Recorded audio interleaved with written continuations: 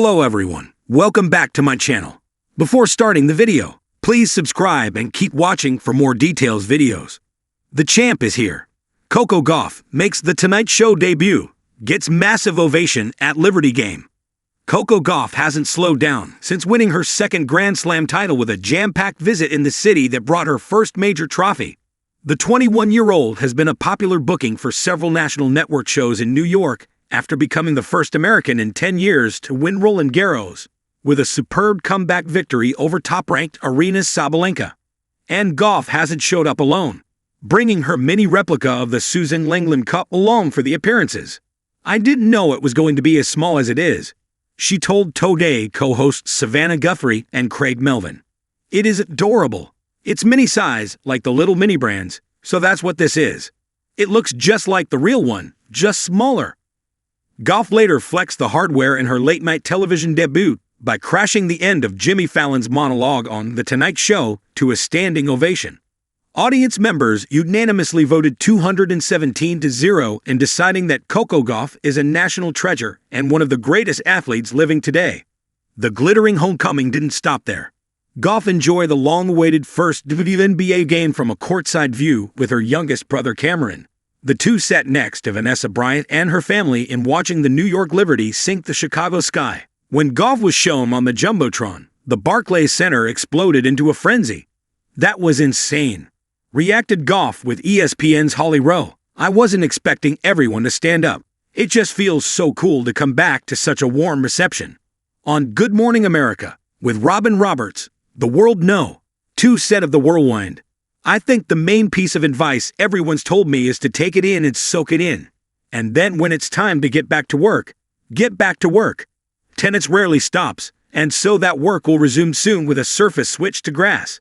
Gauff is currently slated to play the WTA 500 in Berlin next week among a field that includes Sabalenka, defending champion Jessica Pegula, 2024 Wimbledon finalist Jasmine Paolini, Jun Qinwen, Mira Andreeva, and Australian Open title holder Madison Keys. The champ is here. Coco Gauff makes the Tonight Show debut, gets massive ovation at Liberty Game. The champ is here. The bright lights of New York City never seemed to dim for long. They shimmered over Broadway, danced on the glass of towering skyscrapers, and now they glinted off the radiant smile of the new queen of tennis. Coco Gauff, still only 21, stepped out of the black SUV and into a new chapter of her already glittering life. A U.S. Open champion, a global icon, and now a first-time guest on The Tonight Show starring Jimmy Fallon. As she emerged from backstage, dressed in a sleek navy jumpsuit with custom sneakers bearing her signature butterfly logo, the audience erupted. Jimmy stood to greet her with arms outstretched. "Ladies and gentlemen, the champ is here," he shouted with his usual late-night flair as the crowd roared again. Coco beamed. She wasn't new to the limelight. After all, she'd been thrust into it since age 15, when she stunned Venus Williams at Wimbledon. But this moment felt different. It wasn't just about tennis anymore. It was about the kind of star who lights up every room, on and off the court. The value. Jimmy leaned in. "Coco, you're coming off your first U.S. Open title. That final, you were like a force of nature. How does it feel? Has it sunk in?" Coco laughed, a sound as bright as the studio lights. "Not really. I still wake up some mornings thinking it was a dream. But then I see the trophy on my dresser, and I'm like, okay, yeah, that actually happened." Jimmy pulled out a photo of her kneeling on the court, head bowed in prayer, hands covering her face after the final point. "What were you thinking in that moment?" he asked. "I was thinking, thank you. To God, to my team, to the people who never stopped believing in me. Even when I had doubts," she said, her voice dipping into something soft, heartfelt.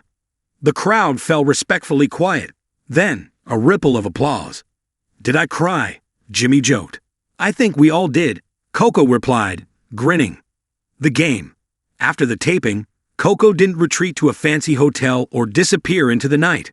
Instead, she headed straight to Barclays Center in Brooklyn, where the New York Liberty were playing a crucial home game. She'd been invited as a guest of honor, and the players, many of whom had sent her messages of support after the Open, couldn't wait to meet her. She stepped into the arena and instantly felt the energy, A different kind of roar, wild and electric. Word had already spread. Coco Gauff is in the building. The Jumbotron flashed. Well, Coco Gauff, US Open Champion.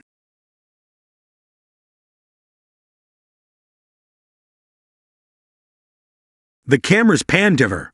She stood, bashful but proud, and waved. The ovation was deafening.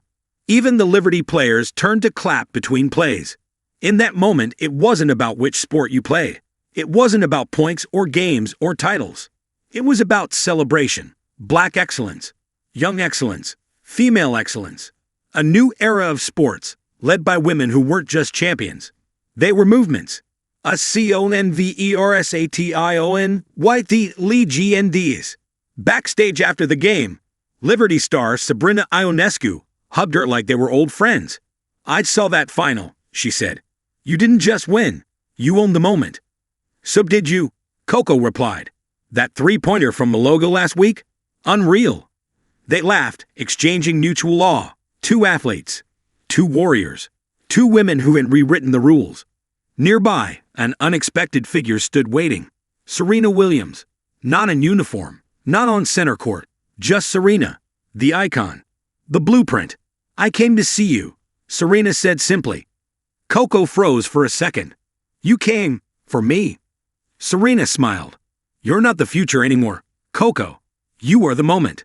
They embraced. It wasn't for cameras or press, just a quiet passing of a torch that had already begun years ago. The world watches.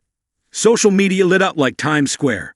Videos of Coco's ovation at the game trended on TikTok. Her Fallon interview hit 1 million views before midnight. The photo with Serena and Sabrina went viral, captioned simply, "When greatness recognizes greatness." In the days that followed, endorsements poured in, not just for rackets and shoes, but for books, for activism, for public speaking. A tech company offered her a voice assistant partnership. A film studio approached her about a documentary. But Coco remained grounded. "I don't want to be just a brand," she said in an interview later that week. "I want to be a voice for girls who never thought they could." Back in her hotel room, finally alone, Coco sat cross-legged on the couch, phone in one hand, a bowl of cereal in the other. ESPN was replaying the final. She watched herself run across that court, drop the racket, and fall to her knees. And she remembered all of it. The long practices in the Florida heat, the pressure, the defeats, the doubters, the joy of watching Serena and Venus as a child, the way her father's voice would guide her through every storm, the sacrifices her mom made, the vision boards on her wall, the silent tears after early exits, the fire that never went out. Now it had all led here, not just to Fallon or Barclays, not just to applause and headlines, but to a new identity. She wasn't just Coco Gauff, promising tennis prodigy. She was Coco Gauff, US Open champion, global icon, game changer. The next serve. The next morning, her phone buzzed with a text from Naomi Osaka. "Saw you on Fallon. You're amazing. Let's hit soon, on and off the court." Then another from Billie Jean King. "You are what we dreamed of. Keep going." Coco smiled, slid on her headphones, and headed out. Not for another interview, not for another ovation. Just a morning run in Central Park. Grounded, centered, herself. She had claimed the crown. Now she would wear it in her own way. With grace, with fire, and always with a smile that lit up every room. Because the champ wasn't just here. She was everywhere, and she was just getting started.